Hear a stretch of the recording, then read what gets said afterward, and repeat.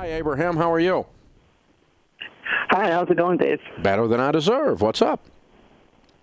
Well, I'm reaching out to you. I've been watching your show on YouTube for the last few months, and I mainly stumbled upon you because I wanted to know a little bit more about sticky situations with financing cars. Me and my girlfriend about a year ago had pretty decent jobs, and we decided we wanted to get a new car, and we made the mistake of financing a vehicle more than what we could afford. Fast forward to now, neither of us have those jobs anymore, and she's just trying to pick up work, and I'm right now on unemployment. So we're just kind of trying to figure out what the next step is for getting out of this car, or whether we pay it off, or what we can really do. How much do you owe on the car? Right now, $23,000. My goodness. And what's it worth? Right now, it's probably 13.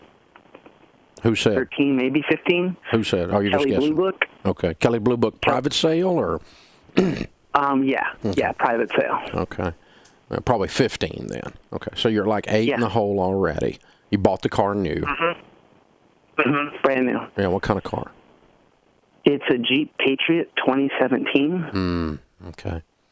All right. And what field of work are you in that you're unemployed in Portland, Oregon today? There's such a labor shortage there. I'm shocked you hadn't found a job. Yeah. Well, right now, what I was doing is I was working for a solar company, so I was doing solar installation. And unfortunately, I got let go. So I'm hoping to get back into that field, and I'm working with a few programs locally that are apprenticeship programs that start you working and then work you towards being an electrician in about 4 to 5 years. Okay. Is the apprenticeship paid on that? Yeah. Essentially, you have to have about 8,000 hours to be part of the program. So as soon as you get accepted, you have to take a job with whatever companies that are out there that are hiring, or else you can't qualify for the apprenticeship program. Gotcha. Okay, so you'll get paid as an apprentice during this time. That is correct. It was something that was an opportunity while I was just an installer, but I didn't step on it. And installers, the work expectancy is super low because the turnover rate is pretty quick. It just really depends on how busy installation seasons are. Gotcha. Okay. All right. Yeah, because, I mean, man, I'd be doing something to make some money, especially when you got this mess on your hands. And you said she's just picking up work, so she's doing what?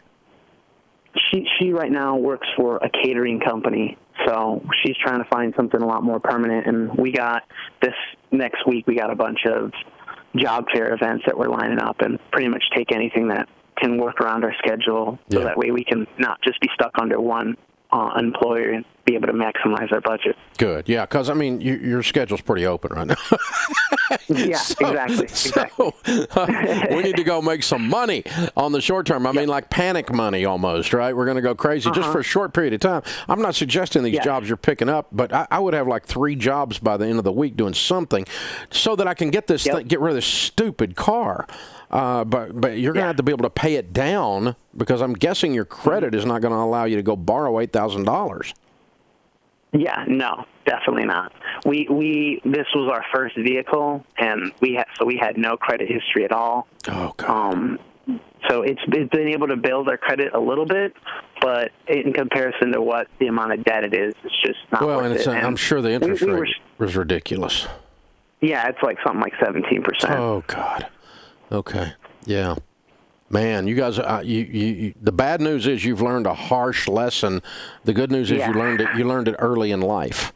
So you don't have to make this mistake ever again. When you're 63, you'll be going, "Don't do that!" You'll be yelling at some guy in his 20s, right?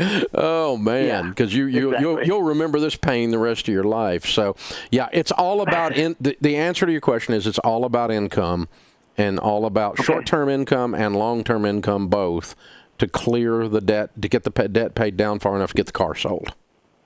Okay. Or get yourself in a position you can borrow the difference from a local credit union or somebody. But I'm guessing that's going to be very difficult. Number one, you're unemployed. Number two, you're don't even credit to amount to anything. And I suspect you're not going to be able to just walk into a credit union in this situation and borrow $8,000. I'd be shocked if you can. But if you can scratch up $8,000 from anywhere that's legal, get it. I mean, and get out of this car, because you're getting hammered every day on this thing. And every time you start the key, you put the key in the ignition and start, it's like another bomb goes off under the hood. Because, I mean, it's costing you bazillions of dollars minute by minute on this thing. With the numbers you're giving me, they just make me cringe. The math is just horrendous. But, yeah, the impulsiveness of this decision is a lesson it was a harsh lesson. And I'm sorry you're facing it. But in my 20s, I lost everything because I was dumber than you. I mean, I did dumb stuff. So, and I learned the lesson, though. Never going back. Never going back. And that's the only good part of this equation for you guys. So, hey, if you need some more help, you call me anytime. It's what we're here for. Thank you for joining us.